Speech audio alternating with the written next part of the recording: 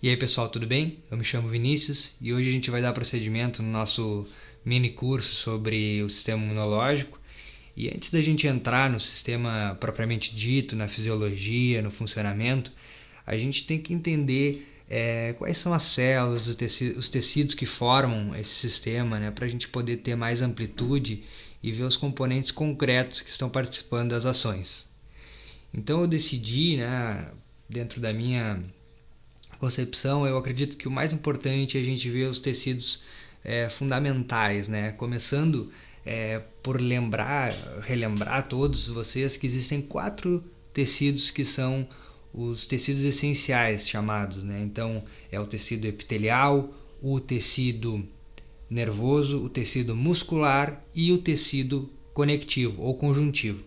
Esse tecido conectivo ele possui diversas especializações, então a gente divide ele em 2. O propriamente dito, tá? Que a gente vê tanto aquele laxo ou o tecido conectivo denso, tá? Eles são propriamente ditos, a gente vai ver eles em diversos outros órgãos que não do tecido imunológico, então eles vão estar na pele, eles vão estar fazendo parte do trato gastrointestinal, eles vão estar fazendo parte do próprio coração, né, do pericárdio, de várias outras estruturas, eles vão estar sempre presentes, dos vasos sanguíneos. Então esse é o propriamente dito. E existe também o tecido conectivo especializado, que daí a gente vai ter o tecido adiposo, o tecido conectivo ósseo, o tecido conectivo especializado, que é o próprio sanguíneo, o linfático e etc. Vão ter mais alguns outros. Tá? E um deles é o hematopoético, que eu vou começar agora. Então, assim, quando a gente vê essa palavra hematopoiese, a gente vai dizer que tem uma origem etimológica muito fácil, então a gente não vai mais esquecer esse nome, a gente nem vai precisar memorizar, né? Quando a gente vê poieses, tá? Poiese quer dizer fabricar ou produzir. E hemato quer dizer sangue, tá? Quer dizer sangue. Então, se a gente fala hemácia, as células do sangue, são as células do sangue, tá? Quando a gente fala hematose, é um processo que está se referindo ao sangue. Quando a gente fala hematocaterese, é outro processo que está se referindo ao sangue. Ao longo das aulas eu vou desenvolver cada um desses conceitos. Eu só estou mostrando para vocês que quando a gente fala hemato, tá, é referindo ao sangue. Então, hematopoiese é a fabricação do sangue, tá? Onde que acontece isso? Geralmente, depois do nascimento, os lugares eles vão variando, mas quase sempre é dentro dos ossos, tá? Dentro da cavidade medular. É onde vai ter a produção dos ossos. Então a gente fala que é a médula óssea vermelha, a grande produtora de células, tá? E a gente vai ver que tem diversas células do nosso sangue. Aqui no nosso PowerPoint a gente já está vendo que vão ter células que vão ser mieloides, da linhagem mieloide e da linhagem linfóide. Mas vamos com calma. Tá? Então, assim, quando a gente vai pegar um hemograma, por exemplo, novamente, hemo quer dizer sangue, hemograma quer dizer a contagem das células do sangue. Tá? Então, quando a gente vai ver o hemograma, ele vai estar dividido em 3 partes, né? Principalmente, depende se ele for mais completo, se ele tiver outras especificações, eles vão ter outras coisas. Até eu quero fazer um vídeo desenvolvendo um pouco melhor ele. Mas ele vai ter a parte que vai ter as células da linhagem vermelha, tá? As células da linhagem branca, tá? Que pode ser chamado da parte do hemograma, leucograma, tá? E também a parte das plaquetas. Então, assim, da onde vêm essas células? Elas vêm da médula óssea, então vai ter um processo de leucopoieses, formação de células brancas, leuco quer dizer branco, eritropoiese quer dizer a fabricação de células vermelhas, eritro quer dizer vermelha, por isso eritrocito é a célula vermelha, e trombopoieses é a geração das plaquetas, que também podem ser chamados de trombocitos, tá bom? Bom, então a formação das células vão vir daí, vão se originar daí, E esse processo ele é muito importante porque as células elas têm uma meia-vida curta. O que quer dizer uma meia-vida? Elas têm uma validade. Então elas têm que estar sendo restabelecidas, têm que estar sendo geradas a todo momento. Tá? Então por que o eritrocito, as células, as hemácias, elas acabam tendo só 120 dias? Porque ao longo da vida delas, elas vão passando pelos vasos, né, e elas vão se desgastando, elas vão batendo nos vasos sanguíneos, né, dentro vão passando pelos capilares, vão passar pelas vênulas, pelas arteríolas, as artérias maiores. Então elas estão em constante fluxo, transportando as hemoglobinas, né, que são proteínas que a gente vai ver nos próximos vídeos. E essas hemoglobinas elas estão com oxigênios, elas também transportam dióxido de carbono e outras substâncias, então tem uma grande importância o sangue, né, os eritrocitos, e eles estão sempre se batendo nos vasos, e chega um momento que vai tendo um dano nas membranas e o eritrocito ele vai perdendo a sua capacidade. Então o corpo ele vê que em 120 dias mais ou menos ele tem que degradar, ele tem que fazer o processo de hematocaterese, que vai ser lá no baço, que vai ser uma outra história, a gente vai falar sobre isso nos próximos vídeos, falando dos órgãos linfáticos especificamente, e aí a gente vai ver que lá vai ter uma degradação e a nossa médula óssea vai estar repondo, fabricando mais eritrocitos.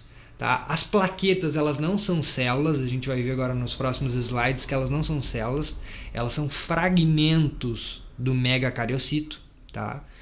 Então a gente vai ver que elas não são células, mas elas também têm uma meia-vida muito mais curta até que o eritrocito, que são mais aproximadamente de 10 dias, e os glóbulos brancos, por eles estarem sempre numa guerra imunológica, tá? Eles fazem parte diretamente do sistema imunológico, eles estão sempre tendo que ser repostos, tá? Então a médula óssea vai ficar incumbida de fazer essa função, de repor tanto as células da linhagem branca, vermelha, como as plaquetas, que não são células. Tá? Então aqui tem uma foto, né, que eu vou até voltar aqui, nessa aqui está um pouco melhor.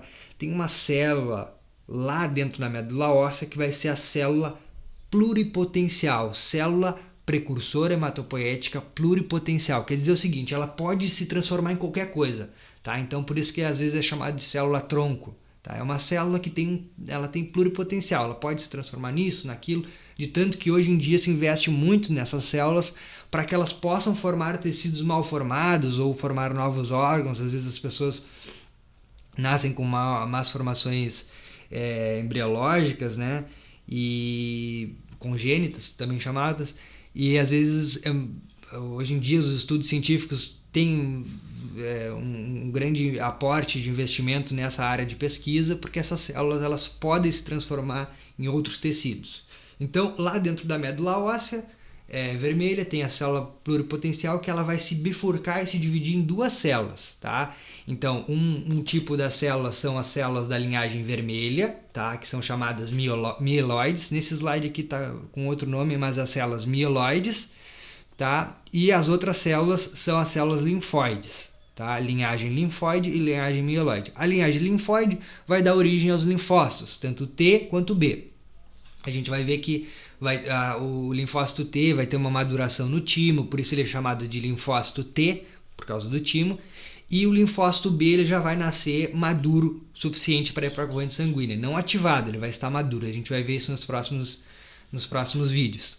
Tá? Linfócito B porque ele foi encontrado nos órgãos,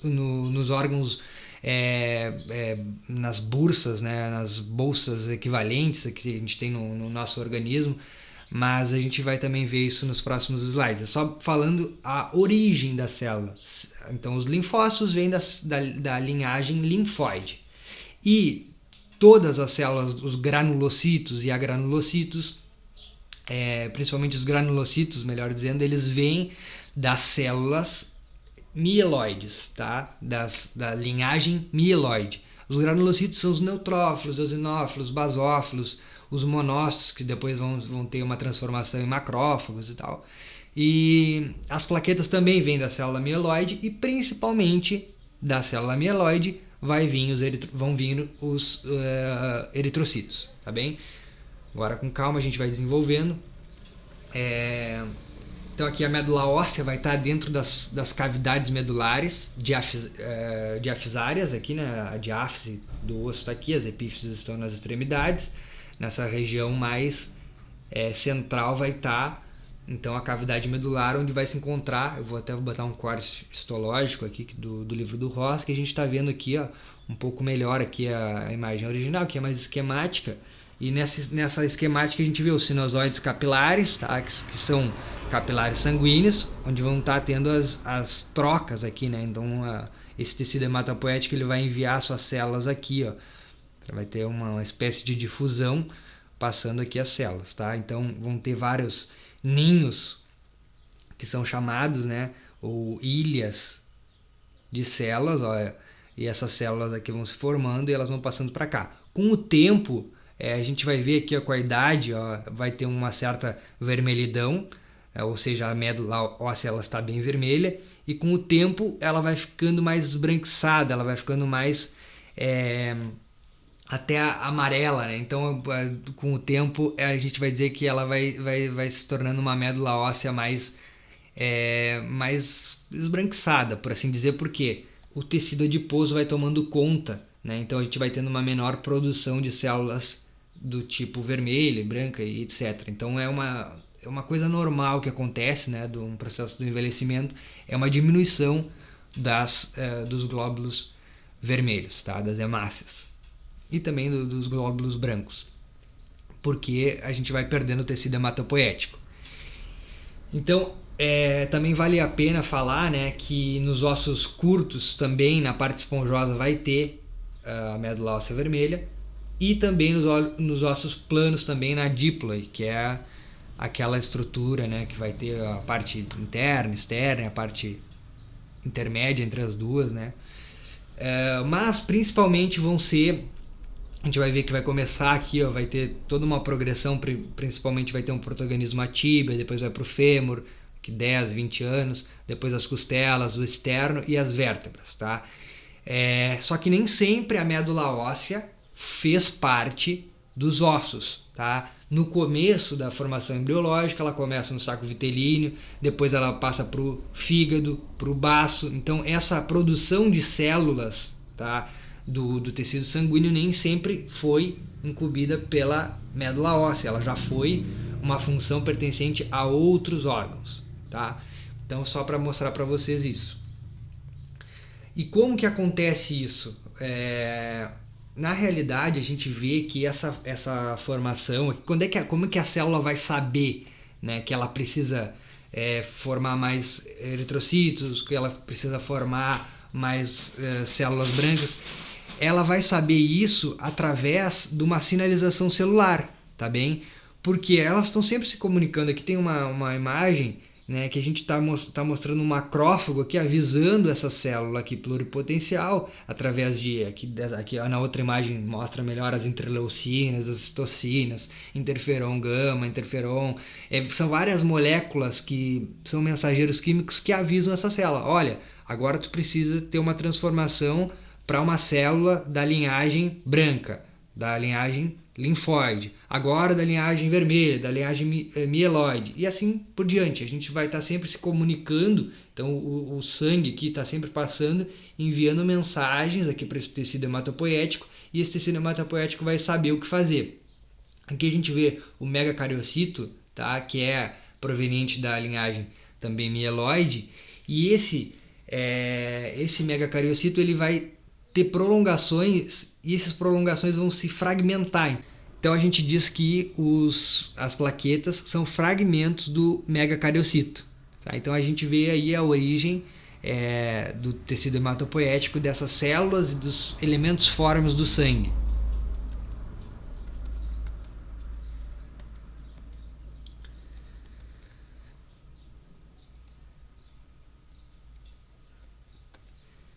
Então por hoje é isso, pessoal. Eu queria só mostrar o tecido hematopoético para vocês, para nos próximos vídeos a gente vai falar do tecido sanguíneo, do tecido linfático, das células que fazem parte, as funções dela, para a gente poder entrar nos órgãos e depois ver as funções de todo esse sistema em andamento, em movimento, por assim dizer, quando acontece uma infecção, o que acontece, qual célula vai produzir as imunoglobulinas, qual célula vai gerar memória, por que a vacina funciona, qual é o princípio que rege o funcionamento das vacinas, por que tem que ser obrigatório, por que a gente deve, desde pequeno, ter uma carteira de vacinação com todas as vacinas feitas, né? Por que isso é importante, quais são as causas de mortes por não vacina. Então, tudo a gente vai desenvolver com o tempo. Mas primeiro a gente tem que saber de onde vêm essas células, tá? Então a gente já viu ali de onde vêm os linfócitos, de onde vêm os neutrófilos, de onde vêm os eosinófilos, os basófilos, que são células essenciais para fazerem parte. Se elas não existirem, a gente não tem sistema imunológico. Então a gente não tem como combater uma bactéria, não tem como combater um vírus, não tem como combater nenhum patógeno que entra no nosso organismo. E com o tempo agora a gente vai entendendo, vai englobando mais coisas. Espero que vocês tenham gostado e o próximo vídeo vai ser de tecido conectivo. Um abraço a todos e nos vemos em breve.